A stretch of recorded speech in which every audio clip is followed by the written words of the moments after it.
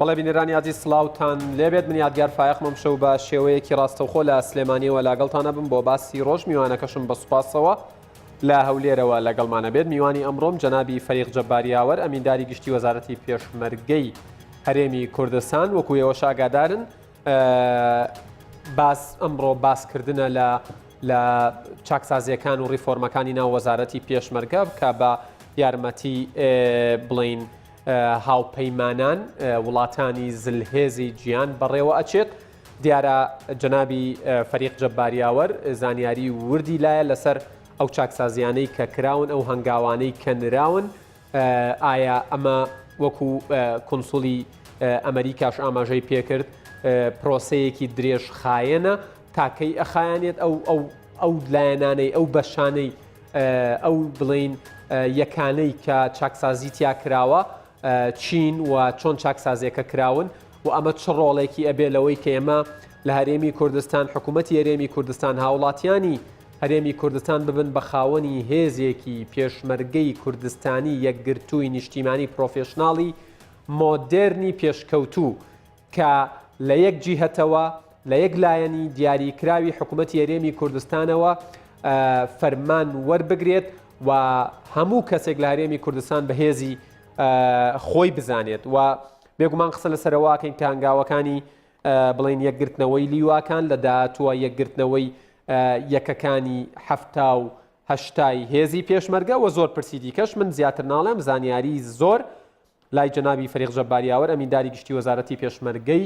هەرێمی کوردستان کاک جەبار سڵاوتان لێبێ سوپاس بۆ ئەم دەرفەتە.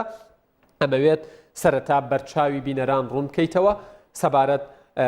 بڵین بەو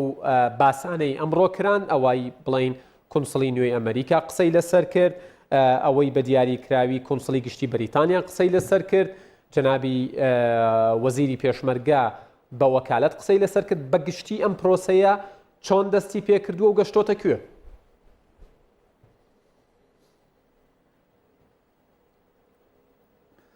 پێشەکی سڵاو لە بەڕێستان سڵاو لە هەموو هێزی پێشمەرگەی کوردستان و هێزەکانی تری پاراستنی هەرێم سەر و ڕێز و نوازش بۆ شەهیدانی ڕێگای پاراستنی هەرێمی کوردستان و ڕزگاری کوردستان و بۆ کەسوکاریان ڕێزمان بۆ هەموو ئەو بریندارانی کە لەو شەڕانەی دژی تیرۆرستان و بۆ پاراستنی هەرێمی کوردستان و بۆ هەموو کەمەندامانی شەهیدانی زیندوو هەرێمی کوردستان. دیارە پرۆسەی چاکسازی لە هەرێمی کوردستان لە سەرەتای ساڵی 2017 بڵێن دەستی پێکردووە بەو شێوازەی کە یەکەمین جار وەزارەتی پێشمەرگە بۆ بەرنامەی کاری ساڵی 2017 ئێمە وەکو ئەمیندارەتی گشتی پرۆژەیەکمان پێشکەش کرد بە ئەنجومەنی بەرگری باڵای وەزارەتی پێشمەرگە. پرۆژەکەمان کە 17 خاڵ بوو بۆ ئیشکردن لەسەر هەموو جمگەکانی وەزارەتی پێشمەرگە لە بواری چاکسازی تێدا. دیارە لە ئەنجومەنی بەرگری وەزارەتی پێشمەرگە 16 خاڵی ئەو 17 خاڵە پەسەند کراوەکو پرۆژەیەکی کار بۆ ساڵی 2017. لە هەمان کاتدا ڕاوێژکارانی سەربازی کە هەماهەنگ بوون لەگەڵ وەزارەتی پێشمەرگە هەم ڕاوێژکارانی وڵاتی ئەمریکا هەم وڵاتی بریتانیا هەم وڵاتی ئەڵمانیا ئەوانی سێ پرۆژەیان پێشکەش کرد لە هەمووان بواری ڕیفۆرم و چاکسازی لە هێزەکانی پێشمەرگەی کوردستان. وەزارەتی پێشمەرگە بڕیاریدا کە لیژنەیەکی باڵا کە هاوبەش بێ لە نێوانی ڕاوێژکارانی وڵاتانی ئەڵمانیا و ئەمریکا و بریتانیا لەگەڵ ئەفسەرانی باڵای وەزارەتی پێشمەرگە بۆ دراسەکردنی سێ پرۆژەکەی ئەو وڵاتانە لەگەڵ ئەو 16 خاڵی کە پەسەند کرا لەلایەن ئەمینداریتی گشتیەوە و ئێمەوە پێشکەش کرا بە وەزارەت و پەسەند کرا. ئەو لە کۆتاییدا پرۆژەیەکی 35 خاڵی ئامادەکرا. ئەو پرۆژە 35 خاڵیەیە خرایە بەردەم ئەنجومەنی بەرگری باڵای وەزارەتی پێشمەرگە پەسەندی کرد. دوای پەسەندکردنی نێردا بۆ ئەنجومەنی وەزیران و لەوێ لە کۆبنوویەکی فراوان لەگەڵ بەڕێزان سەرۆکی ئەنجومەنی وەزیران و جێگیری سەرۆکی ئەنجومەنی وەزیران لەوێ بە ئامادەبوونی ڕاوێژکارانی ئەمریکی و بریتانی و ئەڵمانی و لێپرسراوە باڵاکانی وەزارەتی پێشمەرگە لەگەڵ ئەو لیژنەی وەزارەتی پێشمەرگە کە لەگەڵ ڕاوێژکارەکان کار دەکات لەسەر هەمان مەبەست لەوێ لە ئەنجومەنی وەزیرانش بە کۆی دەنگ پەسەند کرا و نێدرا بە نووسراوی فەرمی لەو کاتەدا بۆ سەرۆکایەتی هەرێم و سەرۆکایەتی هەرێمیش پەسەندی پرۆژەکەی کرد دوای پەسەندکردنی پرۆژەکە لەو پرۆژە 35 خاڵیە یەکەمین خاڵی ئەوە بوو کە بەڕێوەبەرایەتیەکی چاکسازی لە وەزارەتی پێشمەرگە دامەزرێ ئەو بەڕێوەبەرایەتی چاکسازیە لێپرسراو بێ بەرامبەر بە جێبەجێکردنی دانانی ڕێوشوێن و میکانیزم بۆ جێبەجێکردنی ئەو 35 خاڵەی کە لەو پرۆژەدا هەیە و دیارە بەڕێوەبەرایەتەکە دامەزرا کۆمەڵێکی ئەفسەر لە وەزارەتی پێشمەرگە کاندید کرا بۆ ئەو بەڕێوەبەرایەتیە لەگەڵ کۆمەڵێکی کارمەندی تر و خولێک کرایەوە لەلایەنی وڵاتی بریتانیاوە کە شارەزاین لەو بوارانە و دوایی کە خولەکە تەواو بوو دەست کرا بە کارکردن و ئەو ئەفسەرانی کە لەو بەڕێوەبەرایەتیانە لەو بەڕێوەبەرایەتی چاکسازیە دابەش کران بەسەر پرۆژەکان یعنی هەر چەند ئەفسەرێک پرۆژەیەک یان دوو پرۆژەیان خرایە ئەستۆ بۆ کارکردن لەسەر ئەو پرۆژەیە دیارە لەو کارکردنە ئێمە ئێستا پرۆژەیەکمان خاڵێکی پرۆژەیەکمان تەواو کردووە کە ئەو پرۆژەیە بە ئەلیکترۆنیکردنی پێدانی موچە یان کاروباری ژمێریاری لە وەزارەتی پێشمەرگە کە ئێستا بە نووسراوی فەرمی دراوەتە ئەنجومەنی وەزیران و ئەنجومەنی وەزیران بە نووسراوە ئاگداری وەزارەی دارایی کردووە بۆ ئەوەی لژنەیەکی باڵا دامەزرێ بۆ جێبەجێکردنی ناوەڕۆکی ئەو پرۆژەیە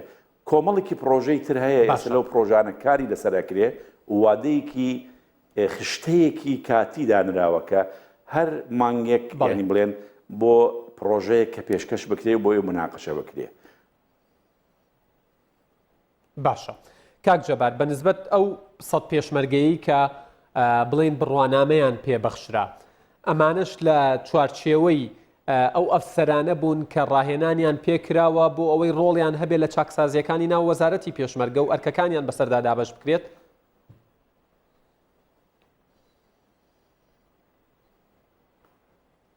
مەقسەدت لە چونکە دەنگەکە کزەوەکو باسم کرد تاکو ئێستا مەقسەدت لە ئەوەی ئەمڕۆ طبعاً ئەوەی سەبارەت بە مەراسیمەکەی ئەمڕۆ بۆ بینەران بە شێوازێکی گشتی فەرموو بەڵێ باسی مەراسیمەکەی ئەمڕۆکەین باسی مەراسیمەکەی ئەمڕۆکردنەوەیە کە دەینە سەر مەراسیمەکەی ئەمڕۆ دیارە مەراسیمی ئەمڕۆ بۆنەکەی بەهۆی کۆتایی هاتنی بڵێن بە هەمان شێوە خولێک بووە بۆ هەمان ئەو ئەفسەرانەی کە کار لەسەر پرۆژەکان دەکەن ئەم خولە بۆ بەهێزکردنی توانای ئەفسەران لەبارەی بەڕێوەبردننی پرۆگرامەکان و پرۆژەکان یعنی ئەمە خولێکی بەهێزکردنە بۆ ئەو ئەفسەرانەیە دیارە 31 ئەفسەر کە هەمویان لەو بەڕێوەبەرایەتیە کارەکەن ئەمڕۆ خولەکەیان تەواو کرد و لەلایەن بەڕێوەبەرانی خولەکە شەهادەی تەواوکردنی خولیان پێبەخشرا کە لەم خولە تەواو بوون و بۆ زانیاری زیاتر چووکە زۆر جار هەیە گوێم لە هۆکارەکانی ڕاگەیاندن هەڵەیەکەکەن لێرەدا یەکەم هەڵەیەکە کە باس لەوەکەن پرۆژەی چاکسازی لەلایەنی قونسڵی ئەمریکیەوە پێشکەش کراوە کە ئەمە هەڵەیە ینی زانیاریکی هەڵەیە لەبەرەوەی وەکو باسم کرد ئەم پرۆژەیەکی هاوبەشە لە نێوان وەزارەتی پێشمەرگە کە وەکو لە سەرەتادا باسم کرد لەگەڵ ڕاوێژکارانی ئەڵمانی و ئەمریکی و لەگەڵ بریتانی و ئەمڕۆ ئەوانەی کە ئامادە بوون لە خولەکە دیارە قونسڵی گشتی ئەمریکا کە ئەم قونسڵە تازەیە ینی تازە دەست بەکار بۆ لە لێرە لە هەولێر بەشدار بۆ چووکە ئەوان ڕاوێژکارانیان بەشدارن لە پرۆژەی چاکسازی لە وەزارەتی پێشمەرگە جگە لەوەیە قونسڵی ئەڵمانی لەگەڵ قونسڵی بریتانی قونسڵی بریتانی کۆنسڵی گشتانی کرد لەبەرەوەی ئەوان خولەکەیان بەڕێوە بردووە بەڵێ بەنسبەت کۆنسڵی نوێی ئەمریکا و بەڕێزفەیگن وتی ئەم پرۆسەیە هەنگاوێکی گرنگە بۆ هەرێمی کوردستان ئێمە بە تەواوەتی پشتگیری ئەەکەین بەڵام ئاماژەی بەوەدا کە ئەمە پرۆسەیەکە کاتێکی زۆر دەخایەنێت من ئەمەوێت ینی وەڵامی ئەوم بیتەوە چاکسازی و ڕیفۆرم لە ناو وەزارەتی پێشمەرگە گەر بە ڕێژەی سەدی قسەی لەسەر بکەین چەند چۆتە پێشەوە و بۆ زۆر ئەخایەنێت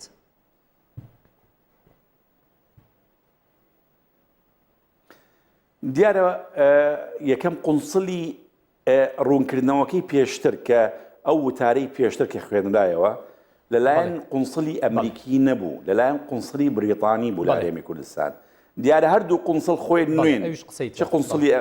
بریتانی تازە دەست بەکار بووە لە هەرێم چه قونسڵی ئەمریکیش لەبەرەوەی ئەوەی کە ڕوونکردنەوەیدا وەکوتم چونکە ئەم خولە لەلایەن بڵێن ناوەندێکی بریتانی بۆ خول یعنی ناوەندێکی سەربازی بریتانی بۆ خول ئەوانە ئەو خولەی بڵێن جێبەجێ کردووە یان سەرپەرشتی کردووە لەبەرەوەی قونسڵی بریتانی خۆی پێشتر و تاریکی خوێندەوە بەڵێ باسی لەوە کرد وتی بابەتی چاکسازی بابەتێکی زۆر گرنگ و ئاڵۆزە بەس لە کوردستان ئەو بابەتە باس لێوە ناکرێ لە وڵاتی زۆردا لە دنیادا پرۆسەی چاکسازی هەیە لە بوارەکانی هێزەکان ینی هێزە ئەمنیەکان و هێزەکانی ئەو وڵاتانە و هەرێمی کوردستانی شێکێک لە وڵاتانەیە کە ئێستا ئەو پرۆسی تیا جێبەجێکرێ باس لەوە کرێ ئەم ینی باسی کرد کە ئەم پرۆسەیە ناتوانین بڵێن بە مانگێک یان دوو مانگ یان بە ساڵێک جێبەجێکرێ ئێمە بە هەمان شێواز سەرەتایی ئامادەکردنی پرۆژەکە کات دیاری کراوە یعنی خشتە دیاری کراوە بۆ بابەتەکانی پرۆژەکە ئەو خشتانە پەیوەندیدارن بە هەلومەرجی گشتی بڵێن هەم وەزارەتی پێشمەرگە هەم هەرێمی کوردستان بۆ جێبەجێکردنی ئەو خاڵانەی کە لە ناو پرۆژەکەن چونکە مەسەرەن بابەتی لە ناو پرۆژەکەدایە پەیوەندیدارە بە هەلومەرجی ئابووری هەرێمی کوردستان مەسەرەن کە باس لە باشترکردنی سیستەمی ژمێریاری یان موچە یان چاکردنی هەلومەرجی موچە یان چاکردنی هەلومەرجی خواردن یان جلوبەرگ یان ڕێخستنەوەی چەکدارکردنی هێزەکانی پێشمەرگە ئەمانە هەمویان پەیوەندیان بە پارە و بە بوجەوە هەیە بەڵێ تۆ پرۆژەکە ئامادە ئەەکەی بەڵام ئەگەر ئیمکانیاتی پارە و بوجە لە بەردەستانە بێ ناتوانانی ئەمە جێبەجێ بکەیت ڕەنگە هەندێک لەو خاڵانە پەیوەندیان بە هەلومەرجی گشتی ناوچەکە و هەرێمی کوردستاندا هەیە ینی مەسەرەن نمونە خاڵێکی تێدایە بۆ لە پرۆژەکە بۆ پەرەپێدان یان ڕێخستنەوەی پەیوەندی لە نێوانی هێزەکانی هەرێم و هێزەکانی حکوومەتی فدراڵی عێراق یعنی دانانی میکانزمێک و گونجاو بۆ چۆنیەتی پەیوەندی سیستەمی پەیوەندی لە نێوانی هێزەکانی پێشمەرگە لەگەڵ هێزەکانی حکوومەتی فدراڵی عێراق دیارە ئەوە ئەوەسێتەوە لەسەر مەسەلەی چۆنیەتی ڕێککەوتنی لە نێوانی حکوومەتی هەرێم و حکوومەتی فدراڵی عێراق لەسەر کۆی ئەو کێشانەی کە هەیە لە نێوانی هەردوو هەرێم و حکوومەتی فدراڵ بۆ ئەوەی لەو کاتە بتوانانی ئەو پرۆژەیە جێبەجێ بکەی و گفتوگۆی پێ بکەی لەگەڵ حکوومەتی فدراڵ ئایا حکوومەتی فدراڵ ئەو ڕێوشۆنانەی کە ئێمە دیاریەکەین پەسەندیەکە یان ئەو ڕێوشۆنی تری هەیە لەبەرەوەیە بابەتی درێژخایەن باس کراوە لەم بابەتە بەڵێ سوپاس بۆ ڕوونکردنەوەکە کاک جەبار بەنسبەت بڵین هێزەکانی هەفتا و هەشتاوە یعنی وەکو وەزیری پێشمەرگە بە وەکالەت کاکەریم شنگالی ئاماژەی پێدا تا ئێستا چواردەلی وای هێزەکانی هەفتا و هەشتا یەکێتی و پارتی یعنی چۆن بڵێ یەکیان گرتۆتەوە یەک خراون بە شێوەیەک لە شێوەکان کەی ئێمە گوێمان لێ ئەبێ کە هێزی هەفتا و هەشتا نەماوە ئێستا بووە بە یەک هێز سەر بە وەزارەتی پێشمەرگێ و سەر بە بڵین ئەو لایەنە پەیوەندیدارانەیە و تەنها لەوان فەرمانوەرەگرێ نەک لە یەکێتی و پارتی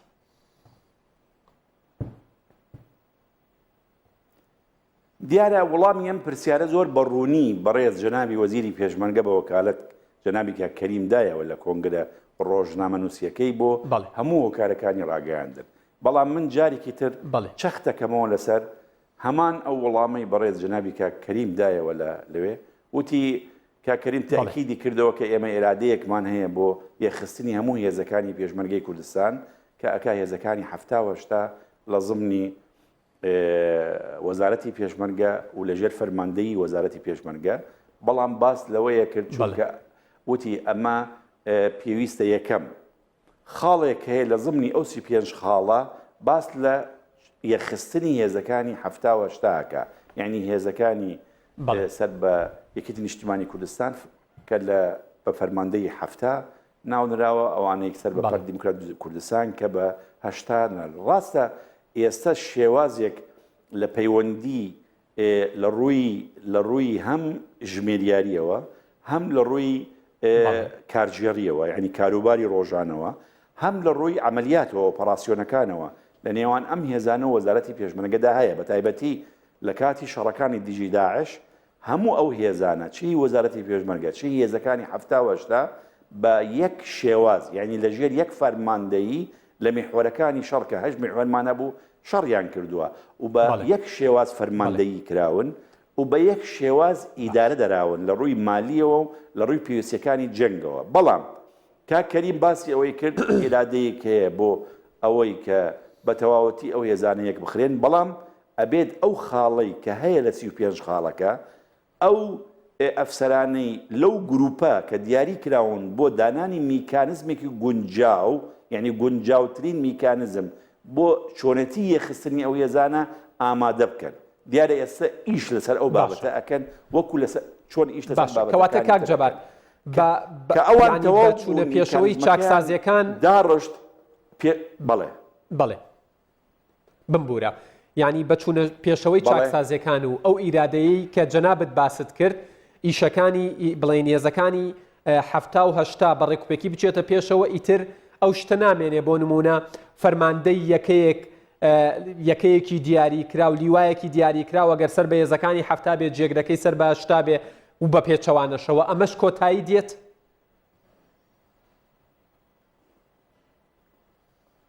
بەڵێ وەکو بۆم باس کردی بەڕێزەکەم ئەو 35 خاڵی کە هەیە بڵێ ئەو پرۆژەی ڕیفۆرما کە 35 خاڵە پەیوەندیدارە بە هەموو جمگەکانی هێزەکانی پێشمەرگەی کوردستان چ بە کاری ژمێریاری کاری کارژێڕی مەسلەی میلاکی هێزەکانی پێشمەرگە مەسلەی مەشقی هێزەکانی پێشمەرگە مەسلەی پەیوەندیکردن لەگەڵ هێزەکانی حکوومەتی فیدراڵی عێراقەوە مەسلەی میرە و عەمبارکردنی چەک و تەقەمەنی مەسلەی چۆنیەتی چەکدارکردنی هێزەکانی پێشمەرگە و یەخستنی چەکدارکردن مەسلەی چۆنیەتی قیادەی کردنی هێزەکانی پێشمەرگە جگەل لەوەش مەسلەی یەخستنی هێزەکانی پێشمەرگە یەکێک لەو خاڵانە پێش خاڵی کە دیاری کراوە بەڵام لە پرۆژەکەدا بە دوو دێڕ دیاری کراوە ئەم دوو دێڕە دەبێت ئەم گروپانەی کە ئیش دەکەن لەو بەڕێوەبەرایەتی چاکسازیە پرۆژەی لێ ئامادە بکەن یعنی میکانزمی باشترین میکانزمی گونجاو لە ڕووی یاساییەوە کە چۆن بتوانن ئەم هێزانە یەخەن و بخرێتە سەر میلاکی وەزارەتی پێشمەرگە بەڵام وەکو باسم کرد ئێمە تەنها مەسلەی یەخستنی هێزەکانی پێشمەرگە پەیوەندیدار نییە بەهێنانی کۆمەڵێکی کەس لە هەفتاوەشتا و هێنانەوەیان هەمویان بۆ ناو وەزارەتی پێشمەرگە بەڵکو دەبێ ئەم هێزانە یەکەم ئێمە جارێک بۆ هەموو هێزەکانی پێشمەرگەی کوردستان و بە هەموو هێزەکانی پاراستنی هەرێم لە زمانی ئەم پرۆژەیە بابەتێکێ پێ ئەڵێن داڕشتنی استراتیژیەتێکی ئەمنی نیشتیمانی هاوبەش دەبێت جارێک ئێمە ئیتیفاق لەگەڵ استراتیژیەتێکی ئەمنی هاوبەش بکەین بە هەموو هێزەکانی هەرێم کە هێزی پێشمەرگە ئەرکی چییە هێزی پۆلیس ئەرکی چییە هێزی ئاسایش ئەرکی چییە و یەخستنی ئەم هێزانە بۆ لەم استراتیژیە ئەمنی هاوبەشە یعنی ئەمش یەکێک لە کارەکانە کە ئەبێ ئامادە بکرێ ئەم هێزانەی کە دێنە ناو وەزارەتی پێشمەرگە ئەبێ ئەم هێزانە مەشقیان پێ بکرێ میلاکەکانیان بگۆڕێ وەکو میلاکی وەزارەتی پێشمەرگە و لە ناو وەزارەتی پێشمەرگە گیان بکرێتەوە و پێشتر ئەم هێزانە ئەوەی پێویستە خانەنشین بکرێ خانەنشین بکرێ ئەوەی کە نەخۆشە و توانای ئەرکی نەماوە ئەبێ بە پێی یاساکانی وەزارەتی پێشمەرگە خانەنشین بکرێ دەبێ ئەمانە هەمویان پێویستە دووەم دابینکردنی جێگا و ڕێگا بۆ ئەم هێزانە یعنی مەسەڵەن کە تۆ لیوایەک یان چەند لیوایەک لە هەفتاوەشتا ئێنتە سەر هێزی پێشمەرگە ئەبێ ئەو لیوایەنە جلوبەرگی بۆ دابینکەی چەکوتەقەمەنی بۆ دابینکەی بارەگای لیوای بۆ دابینکەی بارەگای فەوجی بۆ دابینکەی جێگای ئۆپەراسیۆنەکەی جێگای عملیاتی ئەو هێزە دابینکەی بودجەی بۆ دابینکەی لەسەر وەزارەتی پێشمەرگە کە چۆن تۆ بودجەی ئەدەیتێ ئالیاتی ئەدەیتێ پێویستیەکانی ئەدەیتێ ئەبێ ئەمە هەمووی بەوردی لە زمنی ئەو پرۆژانەی کە دانراوە لە بەڕێوەبەرایەتی چاکسازی کاک جەبار من چەند خولەکێکی زۆر کەمم لە کاتی بەرنامەکە ماوە چەند خولەکێکی زۆر کەمم لە کاتی بەرنامەکە ماوە و سێ پرسیاریشم ماوە هەرسێکیان زۆر گرنگن گەر بە کورتی و پوختی وەڵام بیتەوە زۆر سپاس دەکەم تا ئێستا سیستمی سەربازی لەناو وەزارەتی پێشمەرگە سیستمێکی خۆبەخشانەیە، نیزامێکە خۆبەخشانە، ینی کەسێک ئەگەر بێ بە سەرباز یاخود پێشمەرگە. لەناو ئەو 35 خاڵەی ڕیفۆرم و چاکسازی لەناو وەزارەتی پێشمەرگە لە هیچ جێگەیەکی باسی ئەوە کراوە کە سیستمی سەربازی لە داهاتوودا لە هەرێمی کوردستان ببێ بە سیستمێکی سەربازی ئیجباری؟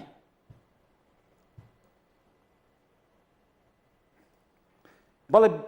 بێگومان خۆی لە سەرتاسەری عێراق بۆ زانینی بەڕێستان ئێستا بەپێی دەستوری عێراق نظامی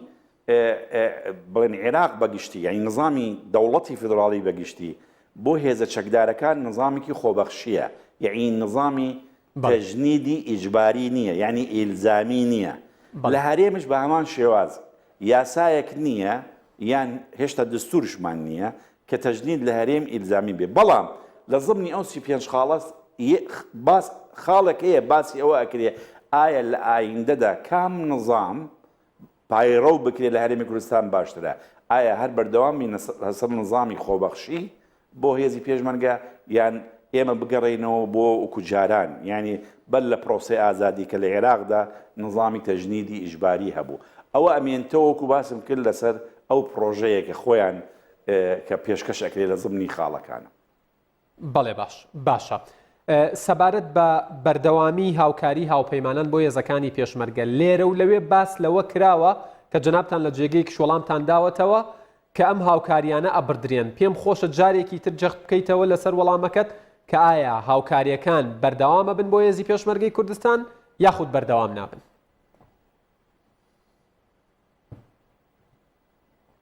دیارە جگە لە ئێمە خۆشیان لایەنی هاوپەیمانان تەسریح دەن. ئەمڕۆ گوێتان لە گوتەکانی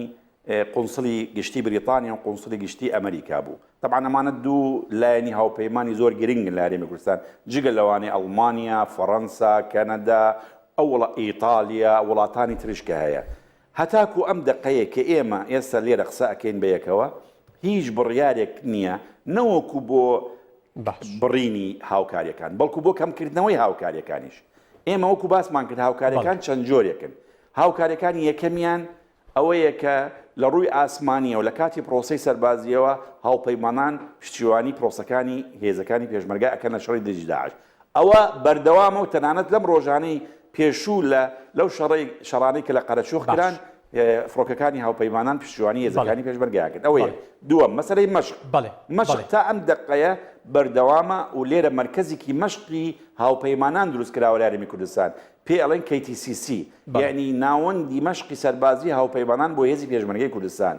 پلانی 2018 هەیە و لەم ڕۆژانە مؤتەمەرێک ئەکا، ینی کۆنفرانسێک ئەبەستین بۆ پلانی ساڵی 2019، یعنی بۆ مەشقەکانی ساڵی 2019، یعنی ئەوەش بەردەوامی هەیە. ئەوە دوو. سێهەم مەسەلەی ڕاوێژکاری، تا ئێستا ڕاوێژکارانی زیاتر لە 13 وڵات لە هەرێمی کوردستان هەیە و ئێمە 2 هەفتە جارێک کۆبنویان لەگەڵاکەین و هیچ وڵاتێک نەیگوتووە من ڕاوێژکارەکانم ئەچێشمۆ لە هەرێمی کوردستان. ئەمە بەڕوونی وەڵامەکەمان مەسەلەی بەشداریکردن لە پرۆسی چاکسازی. ئەمڕۆ بە خۆتان جێتان لێبوو لە قونسڵی بریتانی و ئەمریکی کە ئەوان بەردەوام دەبن لەگەڵ هێزەکانی پێشمەرگە و بۆ ماوەیەکی دوور و درێژ بۆ جێبەجێکردن پرۆسەی ڕیفۆر لە ناو هێزەکانی پێشمەرگە. مەسەلەی پارە وەڵامیان پرسیارم کاتم کۆتایی هاتووە سەبارەت بە هاوکاری هاوپەیمانان، هاوکاریکردنی هاوکاری هاوپەیمانان بەر لە جەژنی قوربان شێوەش بەردەوامە و بۆ ساڵی 2019 بەردەوام دەبێت. بەڵێ باشە. هاوکاری هێزەکانی هاوپەیمانان بۆ پێشمەرگە بۆ هێزی پێشمەرگەی کوردستان بەر لە جەژنی قوربانەگات فریای موچەی ئایارەکەوێ زۆر بە کورتی.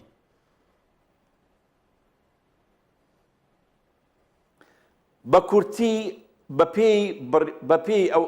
ئەو لێدوانانەی لە وەزارەتی داراییە پێش جەژنی قوربان موچەی هێزی پێشمەرگە و هەموو وەزارەتەکانی تریش ئەدرێ. یعنی بڵێ پارەی بە سیستەمێک پارەی هاوپەیمانان دێت، بەڵام وەزارەی دارایی جار هەیە ئەگەر پارەکەش نەیە بەخۆی موچەکە ئەدا و دوای پارەکەی دێتەوە سەر حسابی وەزارەی دارایی و هیچ پەیوەندیکی بە مەموڵی موچەی مانگانەوە نییە، چونکە ئەو بە سیستەمی خۆی تەحویل لەبێ مەسەلەیەکی بانقیە، پارەکە تەحویل لەبێ بۆ سەر حسابی وەزارەی دارایی و بە پێی دوایەمین لێدوانەکانی وەزارەی دارایی ئینشاءڵڵا پێش دەژن موچەی وەزارەتی پێشمەرگە و تێکڕای وەزارەتەکانی تریش ئەدرێ کە خۆیان باسییانەکەم جەنابی فەرید جەباریاوەر ئەمینداری وەزارەتی پێشمەرگەی هەم وەزارەتی دارایی هەم بەڕێز زۆر سپاس بۆ زانیاریەکانت وەکو دەبێژی حکوومەت یاری سپاس بۆ و کاتەی بە ئێمە و بە بینەرانت بەخشی. بەڵێ بینەرانی ئەزیز سپاس بۆ ئێوەش کە تا ئێستا بینەر بوون. سپاسی تەواوی یاوکاران مەکەم لە سلێمانی و لە هەولێر تا باسی ڕۆژێکی دیکە ئێوە و کوردستان لە ئەمانەتی خوادا بن. کاتێکی خۆش.